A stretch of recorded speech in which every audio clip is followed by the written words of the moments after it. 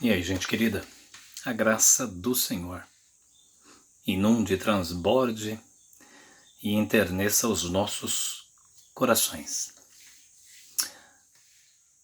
Queridos, de longe e de perto, a todos que possam ouvir essa mensagem. Uma das coisas muito características, distintivas do texto bíblico são os sinais. Tanto na Velha Aliança, chamado de Velho Pacto, Velho Testamento, como no Novo, os sinais sempre ocorreram. É verdade que no passado remoto, no Velho Pacto, em razão da brutalidade, da bestialidade do coração humano, Deus promoveu sinais portentosos sobre a terra, alguns dos quais, como o dilúvio, ceifaram a vida de praticamente quase tudo que existia sobre a terra. Quando eu falo de sinais, eu falo destes prodígios, dessas maravilhas que alteram o rumo natural das coisas. Portanto, são maravilhas sobrenaturais. Sinais que ocorrem no céu, sinais que ocorrem nas dimensões espirituais, sinais de cura, de libertação, sempre carregados dessa natureza além do normal. Além do normal. Por isso também, os sinais sempre foram encantadores, como que despertando o místico no ser humano. Os sinais sempre foram buscados, e em alguns casos até mesmo idolatrados.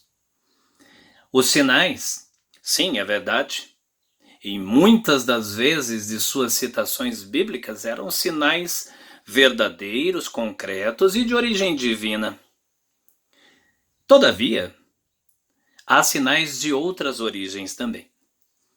Há sinais de origem maligna, há sinais de origem paranormal, de paranormalidades, de dons que algumas pessoas possuíam.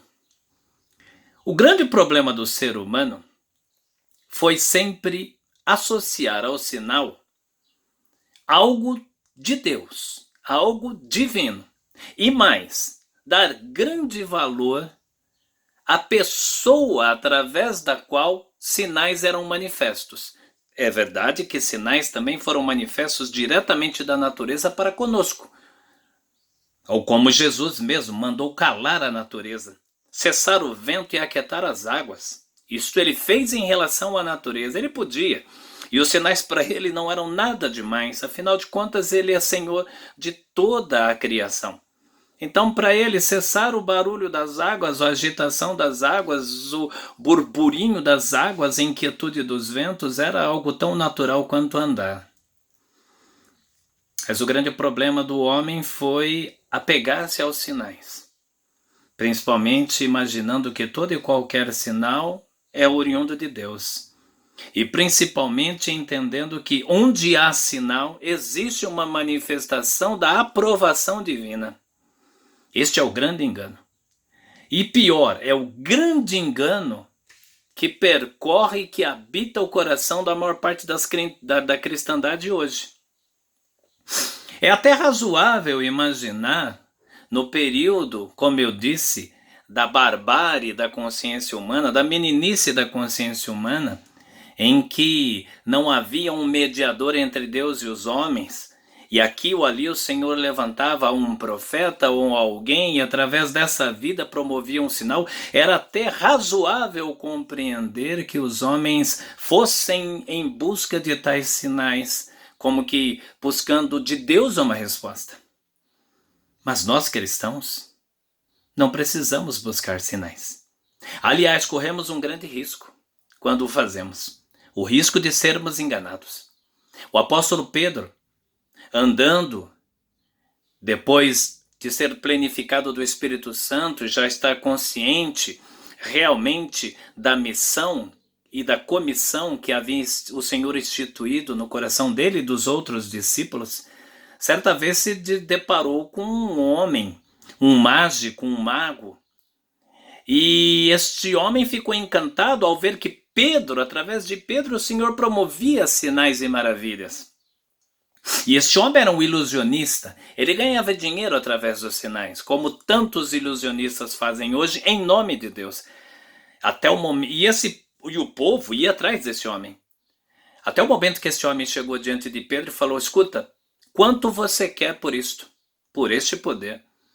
E Pedro disse: seja contra você, seja por dano seu o que você está me oferecendo, arrependa-te deste teu pecado, e Deus, porventura, talvez venha perdoá-lo. O que eu quero dizer com isso, queridos, é que não corramos atrás de sinal algum. Se os sinais tiverem de vir, eles virão até nós. No mais, é confiar e andar em fé, porque todo aquele que anda após aqueles que industrializam sinais está sendo enganado. Está sendo enganado. Nossa vida é tão natural como a de qualquer outro. Podem ocorrer sinais e podem não ocorrer. Podem ocorrer desastres e podem não ocorrer. Vivamos a vida como ela deve ser vivida, conscientes do amor de Deus em nós. Todavia, é natural que quem corra atrás daqueles que supostamente promovam sinais estejam em engano. E o principal engano é não ouvir a voz de Jesus, que disse que a árvore se conhece pelo fruto, não pelos sinais, não pelas marcas, não por sua dimensão, não pelo barulho do vento que talvez a saculeje. A árvore é conhecida pelos seus frutos. O que Pedro passou com aquele homem evidenciou que, embora manifestasse sinais aqueles homens, eram sinais de engano, porque o coração dele era corrompido. Assim como o coração de milhares de falsos pastores e estelionatários no Brasil hoje. E sinais estão acontecendo lá. Não se engane. Deus não tem nada a ver com o lobo. Se ocorre um sinal lá, não tem nada a ver com o lobo, com o estelionatário, com o lugar, com o templo, com a denominação, tem nada a ver com nada, tem a ver com a misericórdia de Deus. Mas em meio a isso, não se esqueçam, existem sinais de engano também. O próprio apóstolo Paulo nos fala que sobre muitos nesses dias virá um espírito de engano que promoverá prodígios, sinais e maravilhas. Só que é o espírito do anticristo. Pense isso. E tome muito cuidado. A árvore se conhece pelo seu fruto, não pelos seus sinais. A paz de Deus.